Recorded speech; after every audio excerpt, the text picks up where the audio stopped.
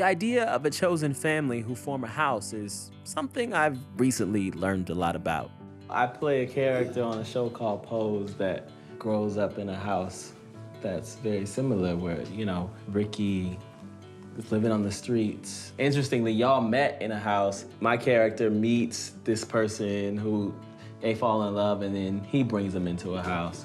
Pose portrays a long tradition within queer culture that continues today, where mostly Black and Latinx young people who've been ostracized from their own homes join a house and compete in balls or runway competitions, house against house, for trophies and serious bragging rights.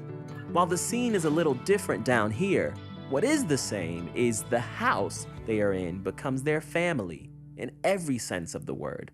And so, is your house, you called it a lesbian house, is it exclusively lesbian? No. We're open to anybody. Like, one thing about us is that if you need us, we're there. Hey everyone, it's Anthony Allen Ramos, and guess what? We have a winner, baby. The PBS series Prideland, hosted by our friend Dyllón Burnside, just took home the Daytime Emmy Award for Outstanding Short-Form Daytime Nonfiction Program. The incredible series follows Dyllón as he goes across the South and chats with various LGBTQ people from various backgrounds. And, we're just so excited that she won. Dyllón, congrats. How are you?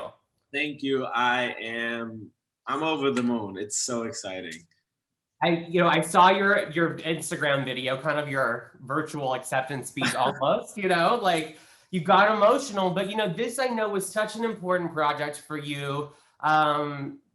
Just you connected with it deeply as, a queer kid growing up in the South. So what did it mean for you to, see the Academy and the Daytime Emmys really just want to, give you that honor? It was so unbelievably shocking. I was not expecting that at all. I think it really affirmed me as a queer man working in this industry, who sometimes wonders if I need to tone the queerness down, if I need to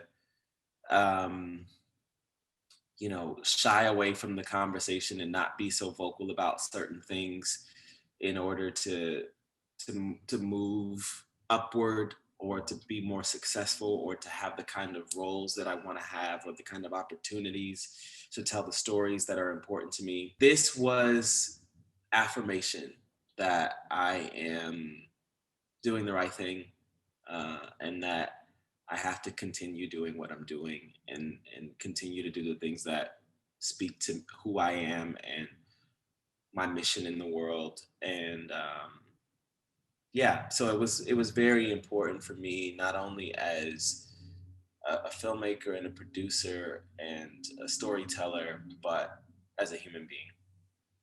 Thanks for sharing that. And I think like you were so involved in the process of making this series. And just a reminder for everyone, if you haven't seen it, you can still stream it on PBS website. It's I think 6 episodes, right? 6 episodes. It's so great. Do you have a particular experience or conversation that you have with someone that you really hold on to just from that entire experience filming that show? Oh, wow. I mean, there's so many. Mary Jane Kennedy was very special conversation for me. Southern Christian woman in Mississippi who has multiple gay sons and Southern Baptist roots, and she was a Sunday school teacher, and just all of the things around that I could just really relate to, growing up in church, Southern Baptist, and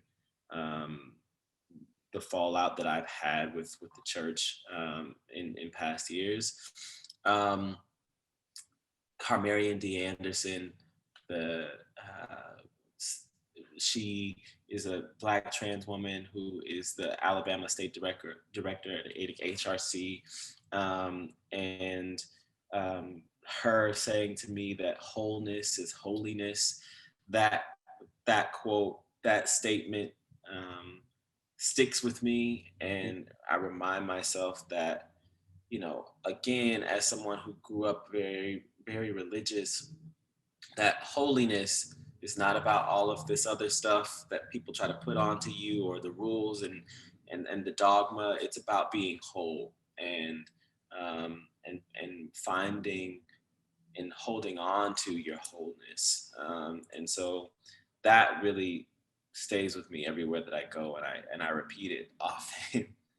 No, it's so important because GLAAD, this, it aligns so much with a lot of the work that we're doing in the South specifically, because we know there's so much conversations around religion and race and being queer. And, it's, I think the more conversations like you have in that special about that, the better. It's, there's still such a stigma that people think that you can't be a person of faith and be LGBTQ or support LGBTQ people, which we know is not the case. So, Right.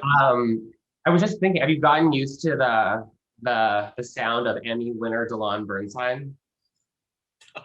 Yes, I am used to it now. You can, from now and forevermore, you can refer to me as Emmy winner Dyllón Burnside. No, I mean, it's really cool that my friends make this joke now. Anytime they call me now, they'll say, "Hello, Matt, please speak to Emmy winner Dyllón Burnside." It's a cool honor that that I, it's something that no one can ever take away from me. But I recognize that it's the work that I got to do with Prideland that is the most impactful, and the fact that people have responded to it, and that it's touching people's lives, and that people are getting to see it. That's the part that's important to me. I spoke to Billy Porter the other day. He called me to congratulate me while he's filming his directorial film debut. And, we just talked a long while about what it means to continue to do the work, and that being the thing that's the most important. The awards and the accolades and the notoriety is great. But that's not why we do it. We do it for the work, and the awards are cool in so much as they allow us to continue to do the work and to continue to expose our work to other people. Thinking about that momentum and the awards, we're getting into the Primetime Emmys now, and GLAAD led a big push with a bunch of other organizations, specifically to have MJ and the show be nominated, thankfully, and Billy Porter, of course. He won previously, but for him to be nominated again. But I think the big moment is having MJ Rodriguez be nominated for Best, lead actress in a drama, the first trans woman of color. Just, it's such a moment right now. What was your reaction when you saw that? Well, I was incredibly grateful to GLAAD for you all doing that push. That is so needed. We need that kind of advocacy, and you all are doing the work that that's really helping to push the conversation forward. So thank you for that. And I also felt like it's about damn time MJ got nominated. So I was over the moon excited for MJ. The work that she has done on Pose has been nothing short of amazing, and it's about time that her work was recognized, and now that time has come, and we'll go and celebrate the show and celebrate her and celebrate Billy and their nominations, and hopefully bring back some more trophies. What would it say, and what would the message be if MJ wins, if the show wins, if Billy wins again? What would that say about where we are in this moment in the entertainment industry?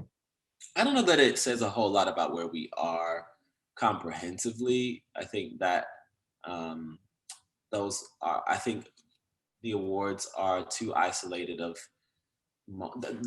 that. If that were the case, if Billy were to win, if MJ were to win, if the show were to win, I think those will be monumental moments.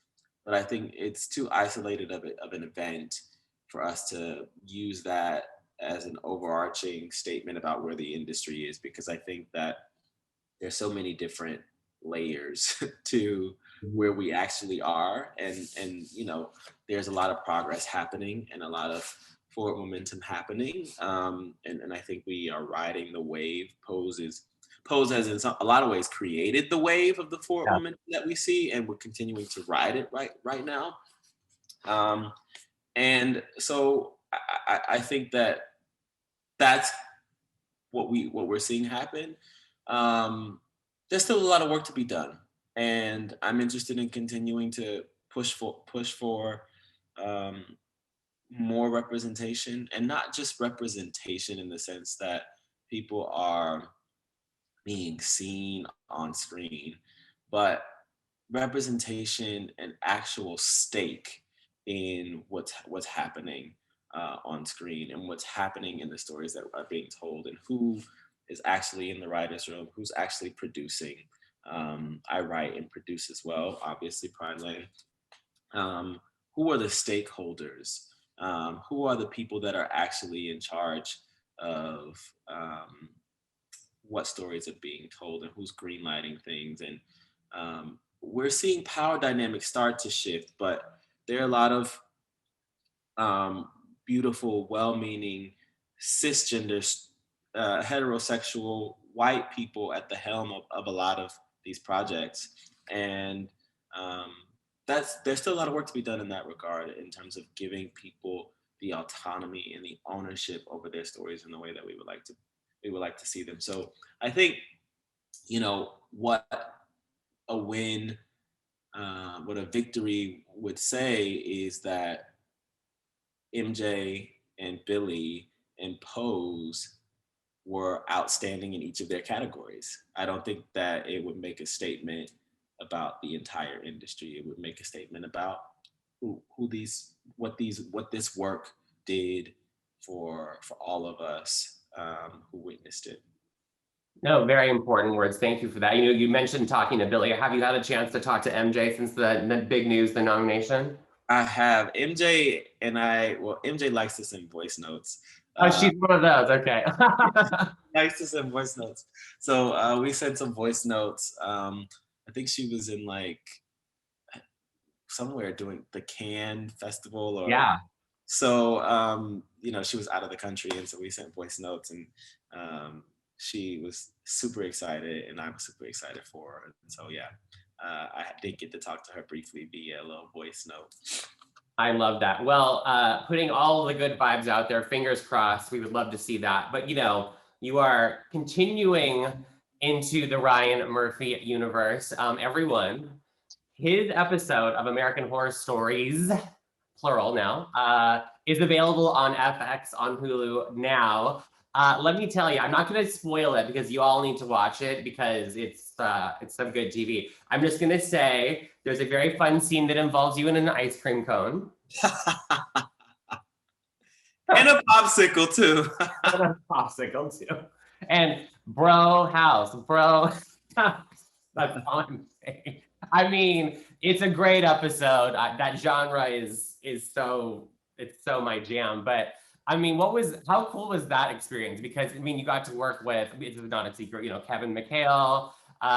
It's such a great arc. And these are basically the American Horror Stories are like these little individualized stories that are dropping. So what was that experience like? It was great. The guys were awesome. I wasn't exactly sure what it was going to be like. I didn't know who Ryan had cast in the show. Yeah. And he didn't tell me much about it when he asked me to do it. So I was just like, all right, I said yes. I wonder what I said yes to. And then finally we talked about it. And he told me the guys. I was like, oh, cool. These guys are great. And they truly were awesome. They're just great human beings. And we had so much fun. And they're also gorgeous. Everybody in this cast is gorgeous. Which is true. Yes. Yeah. So that was, we're all looking at each other like, all right, I guess we're doing this. Yeah, it was so fun. It was so different than Pose. and just like a really great way to kick off my summer, and to be working with a group of guys and to be laughing every day and to be pulling pranks on people, and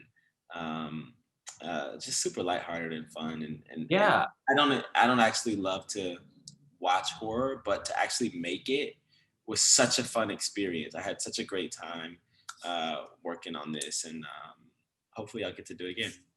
Yeah, I mean, that's what happens. Ryan Murphy has these actors in American Horror Story, and they pop up in the different anthologies and the different seasons. So I could totally, I'm putting it out there. You need to come back in some other version of. I love it. Yeah, we'll see. Yeah, and just to give everyone a preview, basically the premise of this episode is there are these four very attractive, popular influencers that are not the most well behaved. And as one would imagine for American Horror Story, there are some horror situations and some blood, and that is all I will tell you. So make sure to watch that on FX on Hulu. Yeah. It's so good.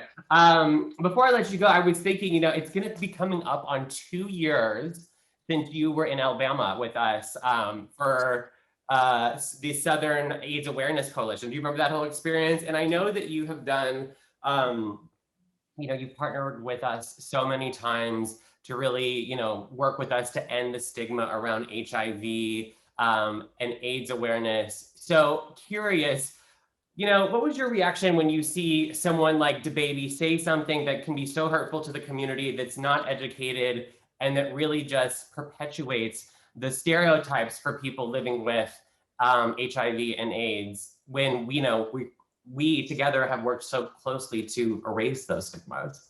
Yeah, it's really frustrating. And I have really sort of struggled to find the words, because a lot of what I see is ignorance. Mhm. Um, a lot of what I see in that is fear.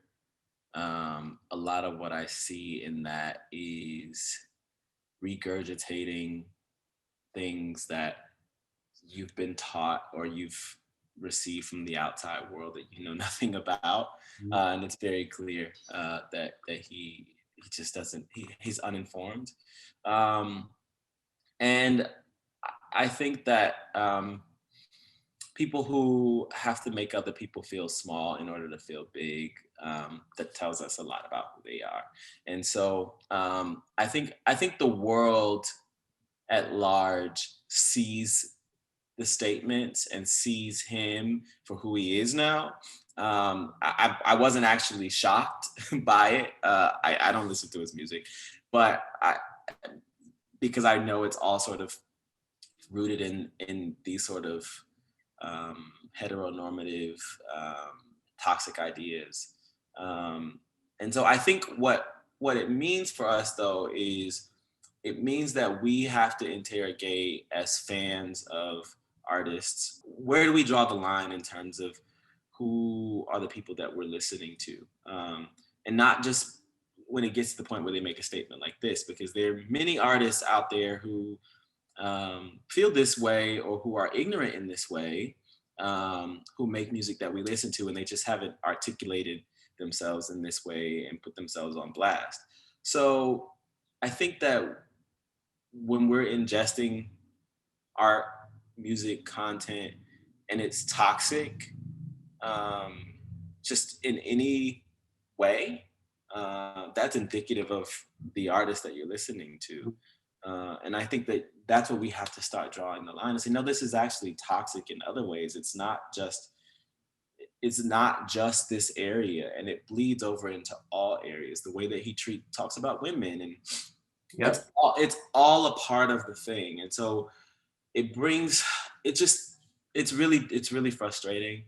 Um, and like I said, I haven't really wrapped my head around what to say about it, except to the fans of DaBaby who are queer.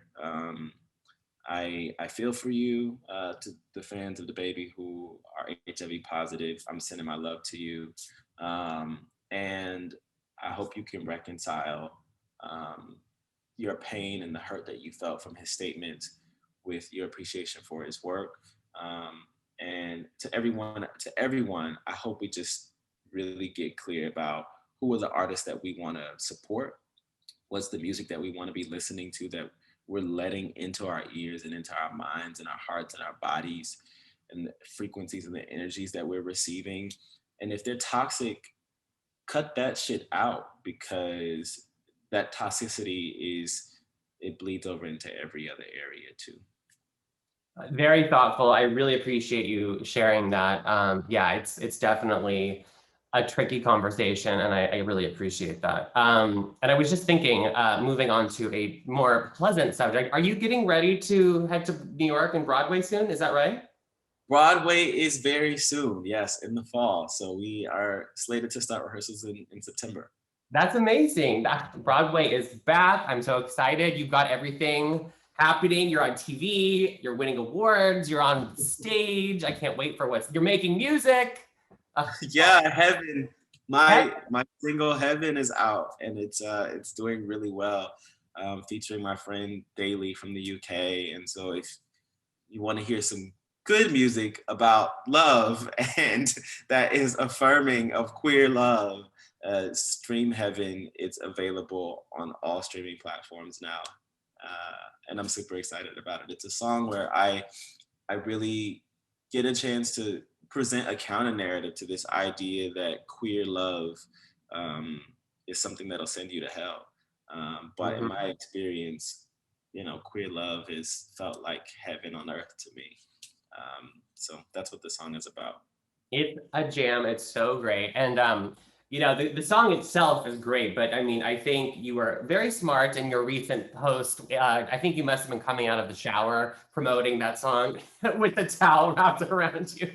Hey, I mean, if that doesn't get you to stream that song, it's a very good move, very good move. But yes, go stream Heaven now. And just a reminder, everyone, you can catch Prideland, the Emmy Award-winning Prideland. It's still available on PBS. And like I said, that really crazy episode of American Horror Stories featuring this guy right here is available now. Maybe watch it in the morning so you're not as scared, or do it at night. I don't know. Highly recommend it. But Dyllón, it's always a pleasure to talk to you. Congratulations again, and fingers crossed for the Primetime Emmys. Thank you so much, Anthony. Great to see you.